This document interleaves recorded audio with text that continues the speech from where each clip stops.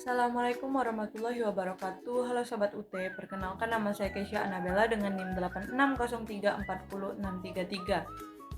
Saya dari semester 2 Prodi PGSD. Di sini saya sedang mengerjakan tugas 1 Filsafat Ilmu. Pada video kali ini, saya akan memaparkan topik yang sangat fundamental di dalam dunia akademik, yaitu peran ontologi, epistemologi, dan aksiologi dalam membentuk dasar-dasar filsafat ilmu. Seringkali kita belajar ilmu pengetahuan tanpa menyadari bahwa di bawah permukaan ilmu tersebut terdapat fondasi filosofis yang sangat kokoh. Nah, tanpa memahami ketiga pilar ini, kita akan menjadi praktisi ilmu tanpa arah. Mari kita bedah satu persatu di dalam video ini. Kita mulai dari yang pertama, yaitu peran ontologi.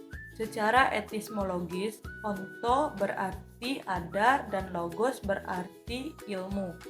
Dalam filsafat ilmu, ontologi adalah pijakan pertama yang menanyakan apa hakikat dari apa yang kita kaji.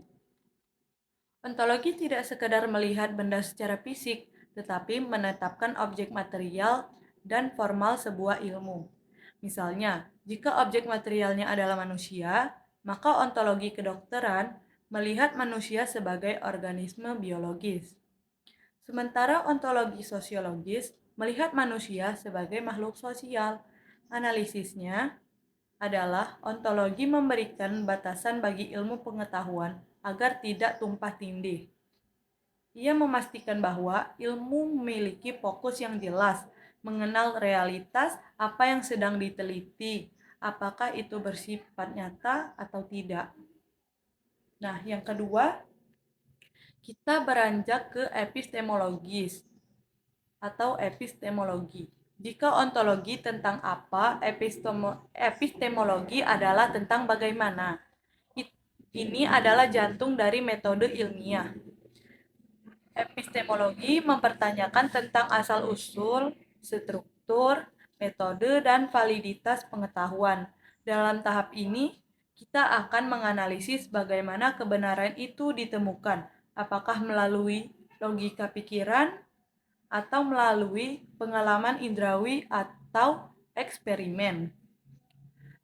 Sebuah pengetahuan baru bisa disebut sebagai ilmu jika memenuhi syarat epistemologis, yaitu sistematis, objektif, dan metodologis.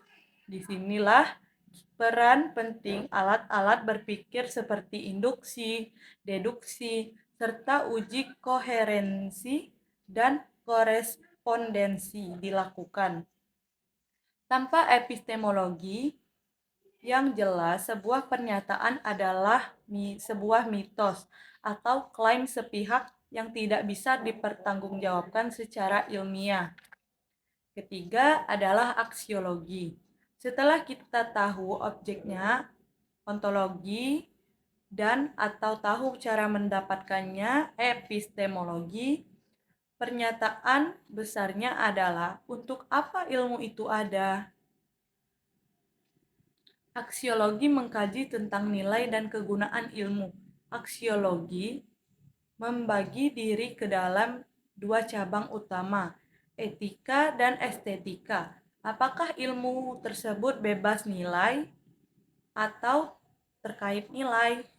Analisis saya terhadap aksiologi adalah bahwa ilmu pengetahuan tidak pernah netral saat bersentuhan dengan manusia, memiliki tanggung jawab moral. Misalnya, ilmu nuklir secara ontologi dan epistemologi adalah benar, namun secara aksiologi ia harus diarahkan untuk kesejahteraan seperti energi, bukan untuk pemusnahan massal.